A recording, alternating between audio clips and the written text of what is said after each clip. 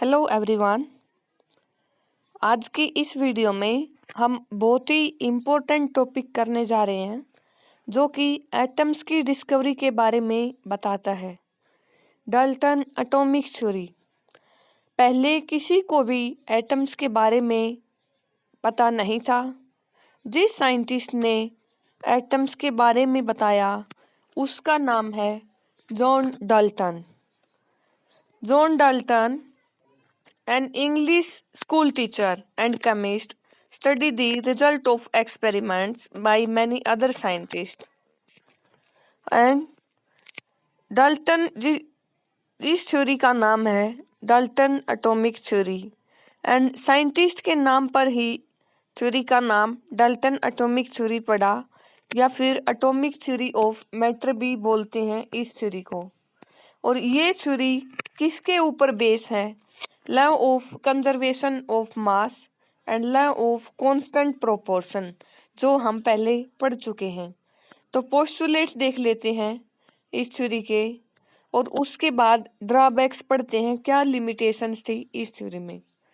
तो first postulate है all matter is composed of a very large number of very small particles called atoms. सभी matter बहुत छोटे छोटे पार्टिकल्स से मिलके बनते हैं और उन पार्टिकल्स को एटम्स बोलते हैं। And second postulate is atoms are indivisible particles which can not be created और destroyed in a chemical reaction. जो एटम्स है स्मॉल पार्टिकल्स वो इनडिविजिबल हैं, वो उनको आगे डिवाइड नहीं कर सकते।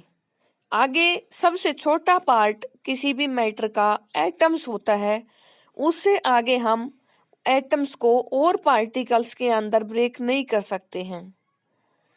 और जो थर्ड पोस्टुलेट है atoms of a given element are identical. किसी भी एलिमेंट के अंदर जो एटम्स हैं वो क्या हैं? Identical in mass and chemical properties. मान लीजिए हमारे पास आयरन एलिमेंट है और इस एलिमेंट्स के सबसे जो स्मॉल पार्टिकल्स होंगे, जो एटम्स होंगे, वो इस एलिमेंट्स के सभी पार्टिकल्स जितने भी इसके अंदर एटम्स हैं सबका मास और केमिकल प्रॉपर्टीज सेम होंगी। And next postulate is atoms of different element have different masses and chemical properties.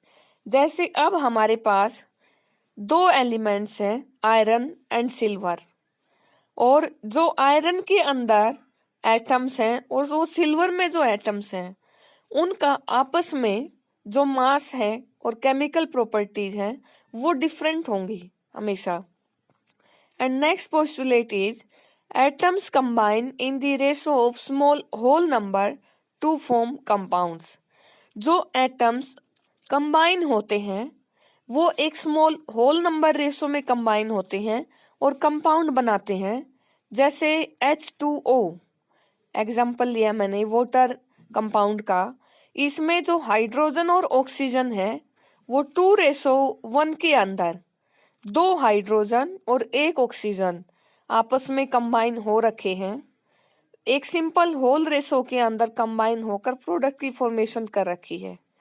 And next postulate is the relative number and kind of atoms are constant in a given compound।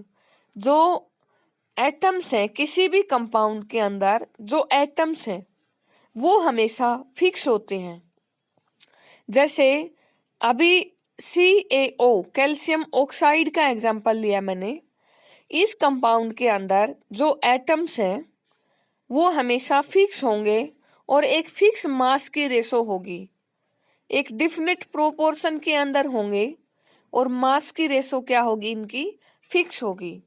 तो students जो ये postulate है जो small whole number to form compounds जैसे और constant proportion के अंदर होते हैं, तो ये दोनों जो पोस्टुलेट हैं वो law of conservation of mass and law of constant proportion, यहाँ से ये दोनों लॉज ड्राइव हुए डाल्टन एटॉमिक थ्योरी से। तो ये है डाल्टन एटॉमिक थ्योरी के पोस्टुलेट। और उसके बाद हम देखते हैं drawback of Dalton atomic theory. इसकी कुछ कमियां हैं, लिमिटेशन डाल्टन एटॉमिक थ्योरी की, वो क्या क्या हैं। सबसे पहले, N atom is no more be considered as indivisible and can be further divided into proton, neutron and electrons। Dalton ने जो पोस्टुलेट दिया था उसमें बोला था कि एटम्स, हर एक जो मैटर है वो छोटे छोटे पार्टिकल से मिलके बना है, जिनको एटम्स बोलते हैं, और एटम्स को आगे डिवाइड नहीं कर सकते हैं। लेकिन ये इसकी सबसे बड़ी कमी रही कि आगे पर चल के ये पता चला कि एटम्स को आगे डिवाइड कर सकते हैं। एटम्स को 3 सब एटॉमिक पार्टिकल्स में डिवाइड कर सकते हैं, इलेक्ट्रॉन, प्रोटॉन और neutron. And however an atom is the smallest particle that take part in a chemical reaction. उसने क्या बोला था, एटम ही सबसे छोटा पार्टिकल है जो केमिकल रिएक्शन में पार्टिसिपेट करता है, और उसको आगे डिवाइड नहीं कर सकते हैं। लेकिन दिस इज रॉन्ग। किसी भी एटम को आप फर्दर डिवाइड कर सकते हो 3 सब एटॉमिक पार्टिकल्स में, इलेक्ट्रॉन, प्रोटॉन और neutron. And next postulate is, according to Dalton the atoms of same elements are similar in all respect. Dalton ने ये बोला था जो एक ही एलिमेंट है, जैसे आयरन लिया था हमने, एक ही एलिमेंट्स के जो छोटे छोटे एटम्स होंगे वो उनका मास और केमिकल प्रॉपर्टी हमेशा आइडेंटिकल सेम होगा। लेकिन ये पोस्टुलेट भी बाद में गलत साबित हुआ कि एक ही एलिमेंट्स के जो एटम्स होंगे उनका मास और केमिकल प्रॉपर्टीज डिफरेंट भी हो सकती हैं। एंड एक चीज ये बोली कि जो सेम अलग अलग डिफरेंट पार्टिकल एटम्स हैं, अगर अलग अलग एलिमेंट्स हैं, मान लीजिए सिल्वर एंड आयरन, अलग अलग एलिमेंट्स के जो पार्टिकल्स होंगे उनका जो एटम्स होंगे दोनों के अंदर, उनके ये बोला गया था कि जो उनका साइज, मास और उनकी जो केमिकल प्रॉपर्टीज होंगी वो हमेशा डिफरेंट होंगी। लेकिन ये भी बाद में गलत साबित हुआ। उनकी जो केमिकल प्रॉपर्टीज है, जो डिफरेंट एलिमेंट्स हैं उनके एटम्स की केमिकल प्रॉपर्टीज और जो मास है वो क्या पता सेम हो भी सकता है। तो उनका ये पोस्टुलेट भी गलत साबित हुआ। एंड जो atoms, however atoms of some elements varies in their masses and density. जो कुछ एलिमेंट्स के एटम हैं वो क्या थे कि अलग अलग थे उनकी मास और डेंसिटी में।